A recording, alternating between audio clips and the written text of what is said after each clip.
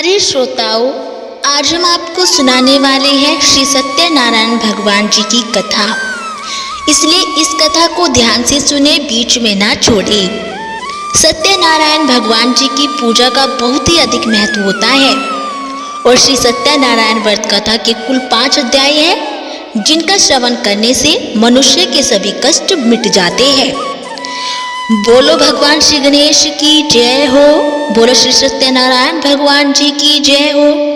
श्री सत्यनारायण भगवान जी की कथा का पहला अध्याय इस प्रकार है।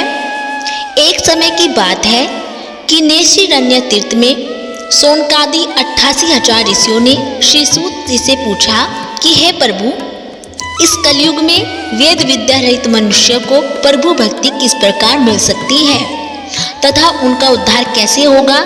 हे मुनि श्रेष्ठ, कोई ऐसा तप बताइए जिससे थोड़े समय में ही पुण्य मिले और मनवांछित फल भी मिल जाए। इस प्रकार की कथा सुनने की हम लोग इच्छा रखते हैं।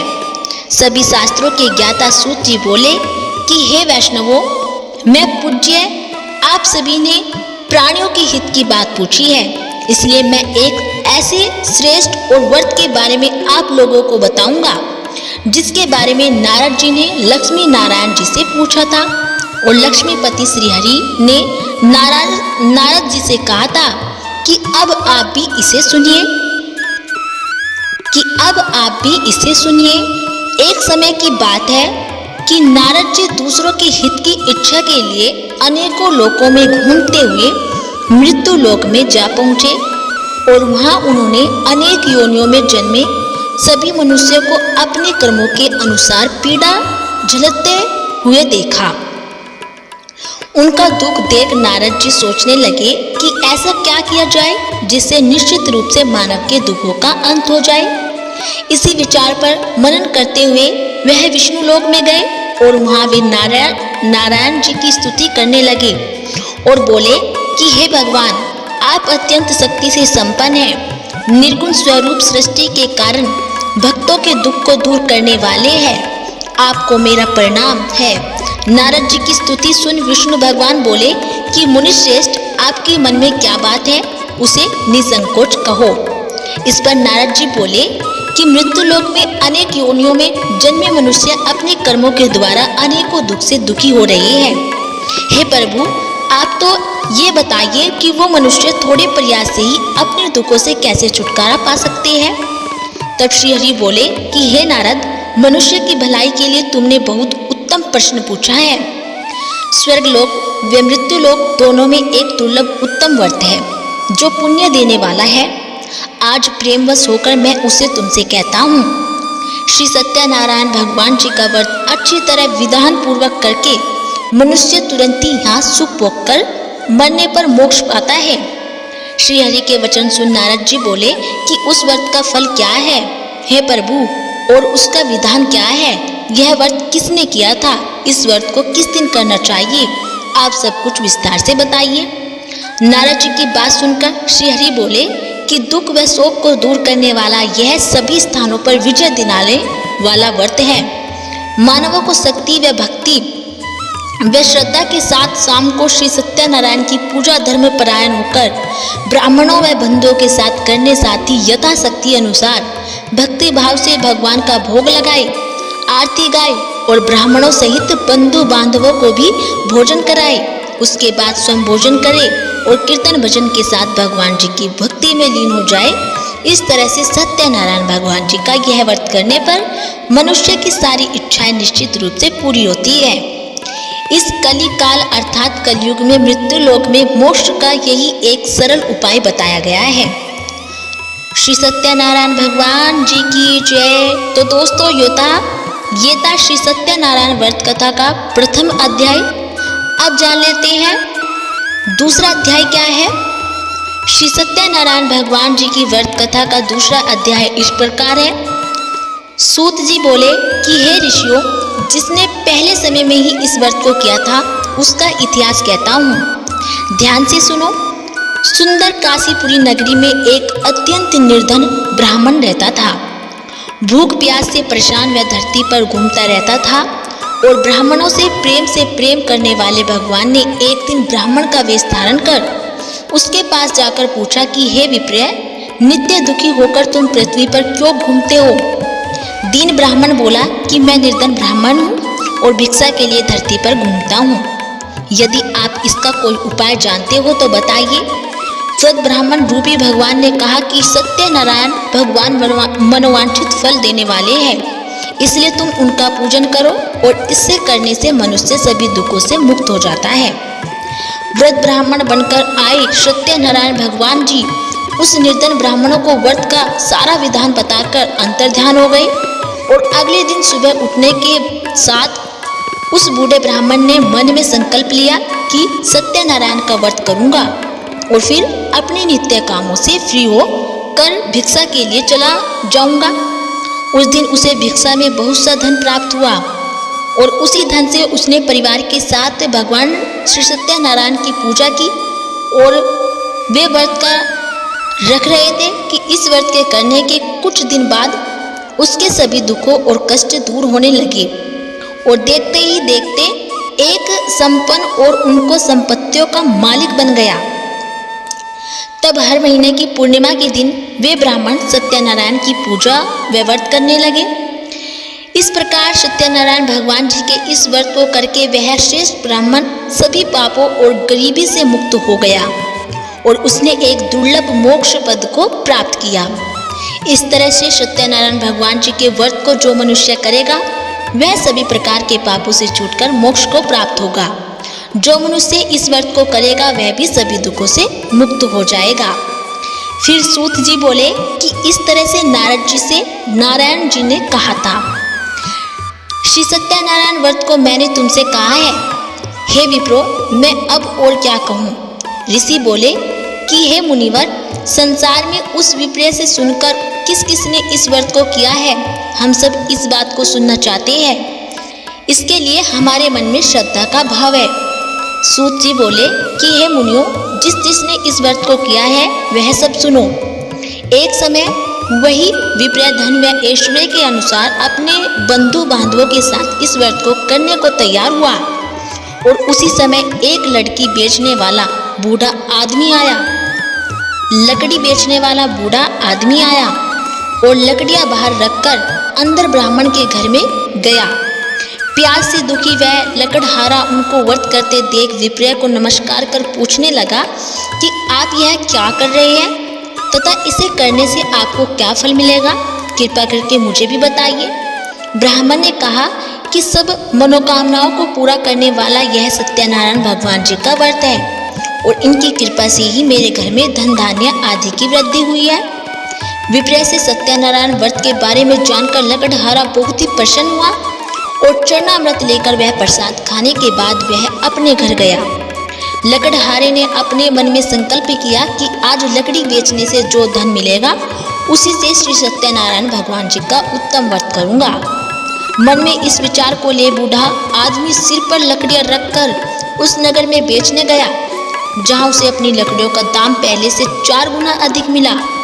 बूढ़ा प्रसन्नता के साथ पैसे लेकर सत्यनारायण भगवान जी की मूर्ति और व्रत की अन्य सामग्रियां लेकर अपने घर गया और वहां उसने अपने परिवारजनों को बुलाकर विधि विधान से सत्यनारायण भगवान जी की पूजन और व्रत किया। इस व्रत के प्रभाव से वह बूढ़ा लकड़हारा धन पुत्र आदि से युक्त होकर संसार के समस्त सुख भोग कर अंतकाल में बैकुंठ धाम चला गया। बोलो श्री सत्यनारायण भगवान जी की। तो सत्यनारायण व्रत कथा का द्वितीय अध्याय संपूर्ण। श्री सत्यनारायण भगवान जी की व्रत कथा का तीसरा अध्याय प्रारंभ। ये श्री सत्यनारायण भगवान जी की कथा का तीसरा अध्याय है।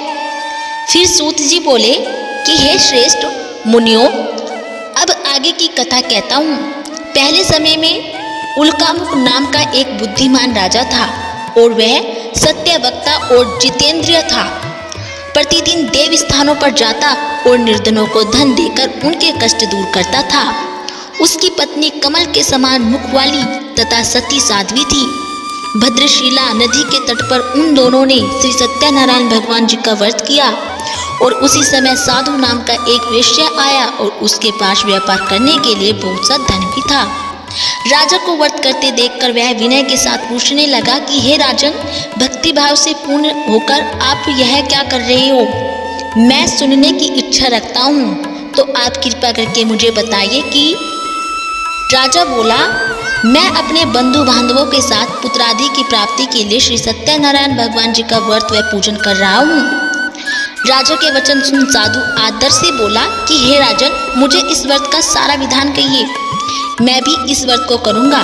मेरी भी संतान नहीं है और इस व्रत को करने से निश्चित रूप से मुझे संतान की प्राप्ति होगी। राजा से व्रत का सारा विधान सुनकर व्यापार से निवृत्त हो वह अपने घर गया और साधु ने अपनी पत्नी को संतान देने वाले इस व्रत का वर्णन कह सुनाया और कहा कि जब मेरी संतान होगी तब मैं इस व्रत को करूँगा। साधु ने इस तरह के वचन अपनी पत्नी लीलावती से कहे। एक दिन लीलावती पति के साथ आनंदित हो सांसारिक धर्म में प्रवृत्त होकर सत्यनारायण भगवान जी की कृपा से गर्भवती हो गई और 10वें महीने में उसके गर्भ से एक सुंदर कन्या ने जन्म लिया। माता पिता ने अपनी कन्या का नाम कलावती रखा और एक दिन कलावती के माँ लीलावती ने अपनी पति को याद दिलाया कि आपने सत्यनारायण भगवान जी के जिस व्रत को करने का संकल्प किया था उसे करने का समय आ गया है। आप इस व्रत को करिए। और साधु बोला कि हे प्रिय, इस व्रत को मैं उसके विवाह पर ही करूँगा। इस प्रकार अपनी पत्नी को आश्वासन देकर वह नगर को चला गया और साधु ने एक बार नगर में अपनी कन्या को सखियों के साथ देखा तो उसे लगा कि उसकी कन्या का अब विवाह योग्य हो गई है और उसने कन्या के योग्य वर ढूंढना शुरू कर दिया। एक दिन साधु की बात को ध्यान में रखते हुए एक नगर में पहुंचा और वहां देखभाल कर लड़की के सुयोग्य वाणिक पुत्र को ले आया। सुयोग्य लड़के को देख साधु ने बंधु बांधवों को बुलाकर अपनी पुत्री का विवाह कर दिया। लेकिन दुर्भाग्य की बात यह थी कि साधु ने अभी भी श्री सत्यनारायण भगवान जी का व्रत नहीं किया था। इस पर श्री भगवान जी क्रोधित हो गए और श्राप दिया कि अपने कार्य में कुशल साधु बनिया जमाई को लेकर समुद्र के पास स्थित होकर सत्यनारायण रत्नासारपुर नगर में गया और वहां जाकर दामाद ससुर दोनों मिलकर चंद्रकेतु राजा के नगर में व्यापार करने लगे। एक दिन भगवान सत्यनारायण की माया से एक चोर राजा का धन चुराकर भाग रहा था। उसने राजा के सिपाहियों को अपना पीछा करते देख चुराया हुआ धन वहां रख दिया जहां साधु अपने जमाई के साथ ठहरा हुआ था।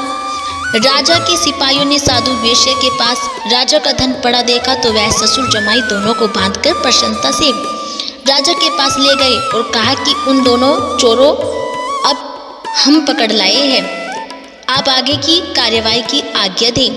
राजा की आज्ञा से उन दोनों को कठिन कारावास में डाल दिया गया और उनका सारा धन भी उनसे छीन लिया गया। श्री सत्यनारायण भगवान जी से श्राप से साधु की पत्नी भी बहुत दुखी हुई और घर में जो धन रखा था उसे चोर चुरा ले गए।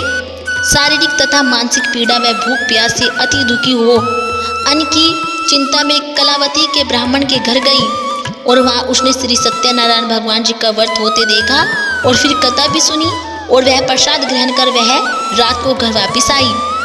माता ने कलावती से पूछा कि हे पुत्री, अब तक तुम कहाँ थी? तेरे मन में क्या है? कलावती ने अपनी माता से कहा कि हे माता, मैंने एक ब्राह्मण के घर में श्री सत्यनारायण भगवान जी का व्रत करते देखा है। कन्या के वचन सुन लीलावती भगवान जी के पूजन की तैयारी करने लगी और लीलावती ने परिवार व बंधुओं सहित सत्यनारायण भगवान जी का पूजन किया और उनसे वर मांगा कि मेरे पति तथा जमाई शीघ्र ही घर आ जाए। साथ ही यह भी प्रार्थना की कि हम सबका अपराध क्षमा करें। श्री सत्यनारायण भगवान जी इस व्रत से संतुष्ट हो गए और राजा चंद्रकेतु को सपने में दर्शन देकर कहा कि हे राजन, तुम उन दोनों वेश्यों को छोड़ दो और तुमने उनका जो धन लिया है उसे वापस कर दो। अगर ऐसा नहीं किया तो मैं तुम्हारा धन, राज्य व संतान सभी को नष्ट कर दूंगा। राजा को यह सब कहकर वह अंतर्ध्यान हो गए। प्रातःकाल सभा में राजा ने अपना सपना सुनाया और फिर बोले कि उन दोनों को कैसे मुक्त कर सभा में लाओ। दोनों ने आते ही राजा को प्रणाम किया और राजा बोला कि महानुभावों, भाग्यवश ऐसा कठिन दुख तुम्हें प्राप्त हुआ है, लेकिन अब तुम्हें कोई भय नहीं है।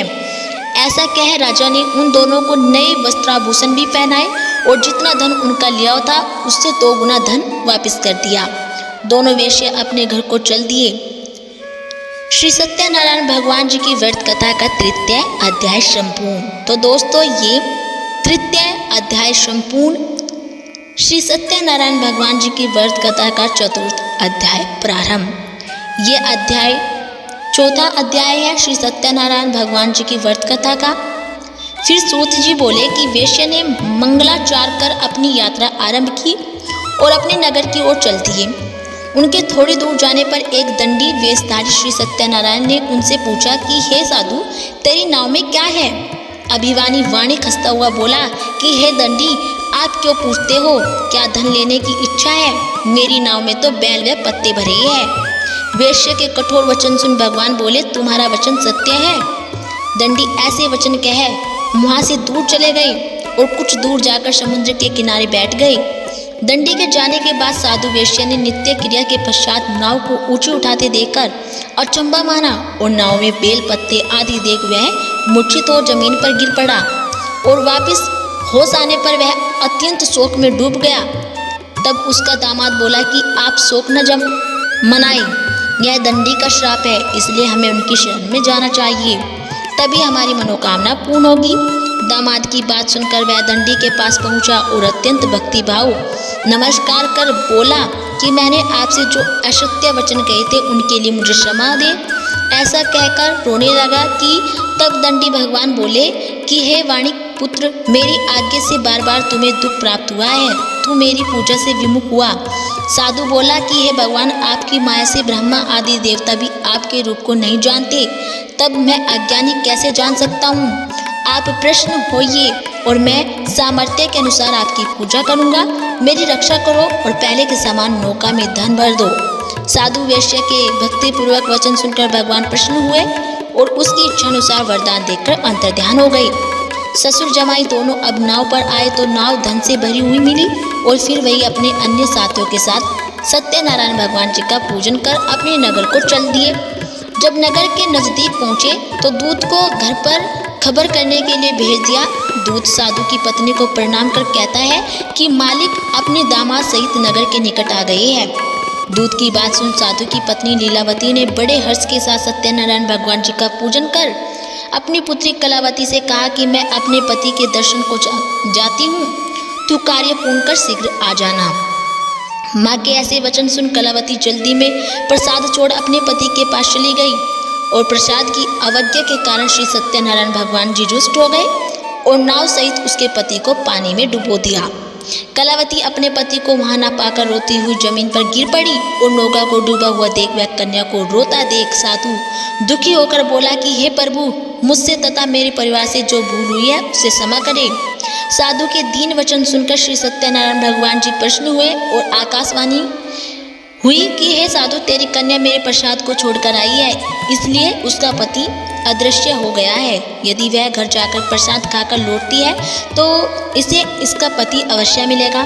ऐसी आकाशवाणी सुन कलावती ने वैसे ही किया जैसा आकाशवाणी के दौरान भगवान जी ने कहा और फिर प्रसाद ग्रहण करने के बाद जब वो वापस आई तो अपने पति के दर्शन करके अत्यंत प्रसन्न हुई और उसके बाद साधु अपने बंधु बांधवों सहित श्री सत्यनारायण भगवान जी का विधि विधान से पूजन करता है और इस लोक का सुख भोग कर वह अंत में स्वर्ग जाता है। श्री सत्यनारायण भगवान जी की बोलो जय। श्री सत्यनारायण भगवान जी की व्रत कथा का चतुर्थ अध्याय संपूर्ण। श्री सत्यनारायण भगवान व्रत कथा 5वां अध्याय। सूची बोले कि हे ऋषियों, मैं और भी एक कथा सुनाता हूँ, उसे भी ध्यानपूर्वक से सुनो। प्रजा पालन में लीन तुंगध्वज नाम का एक राजा था। उसने भी भगवान का प्रसाद त्याग कर बहुत ही दुख सहा है। एक बार जंगल में जाकर वन्य पशुओं को मारकर वह बड़ के पेड़ के नीचे आया और वहाँ उसने ग्वालों को भक्ति भाव से अपने बंधुओं सहित सत्यनारायण भगवान जी का पूजन करते देखा और अभिमान वश राजा ने उन्हें देखकर भी पूजा स्थान में नहीं गया और ना ही उसने भगवान जी को प्रणाम किया। ग्वालों ने राजा को प्रसाद दिया लेकिन उसने वह प्रसाद नहीं खाया और प्रसाद को वहीं छोड़कर वह अपने नगर को चल गया। जब वह नगर में पहुंचा तो वहाँ सब कुछ तहस नहस हुआ तो वह शीघ्र ही समझ गया कि यह सब भगवान के अनादर का ही परिणाम है। तो वह दोबारा ग्वालों के पास पहुंचा और विधि पूर्वक पूछा पूजा करके प्रसाद खाया तो श्री सत्यनारायण भगवान जी की कृपा से सब कुछ पहले जैसा ही हो गया। दीर्घ काल तक सुख भोगने के बाद मरणोपरांत उसे स्वर्ग लोक की प्राप्ति हुई। और जो मनुष्य परम दुर्लभ इस व्रत को करेगा तो भगवान श्री सत्यनारायण की अनुकंपा से उसे धन धान्य की प्राप्ति होगी। निर्धन धनी हो जाता है और भयमुक्त हो जीवन जीता है। संतानहीन मनुष्य को संतान सुख मिलता है और सारे मनोरथ पूर्ण होने पर मानव अंतकाल में बैकुंठ धाम को जाता है। तब सूत जी बोले कि जिन्होंने पहले इस व्रत को किया, अब उनके दूसरे जन्म की कथा कहता हूँ कि व्रत सतानंद ब्राह्मण ने सुदामा का जन्म लेकर मोक्ष की प्राप्ति की और लकड़हारे ने अगले जन्म में निषाद बनकर मोक्ष प्राप्त किया और उल्कामुख नाम का राजा दशरथ होकर बैकुंठ को गए और साधु नाम की वेश्या ने मोध्वज बनकर अपने पुत्र को आरे से चीरकर मोक्ष पाया और महाराज तुंगध्वज ने स्वयंभू होकर भगवान से भक्ति युक्त हो कर्म कर मोक्ष पाया। और कथा सुनने के बाद सभी ने श्रीहरि का झुक झुक कर प्रणाम किया। श्री सत्यनारायण व्रत कथा का 5 अध्याय संपूर्ण। तो दोस्तों ये था श्री सत्यनारायण व्रत कथा का 5वां अध्याय। यदि आपको हमारी ये कथा अच्छी लगी हो तो प्लीज़ हमारी वीडियो को लाइक करें और चैनल को सब्सक्राइब करना ना भूलें।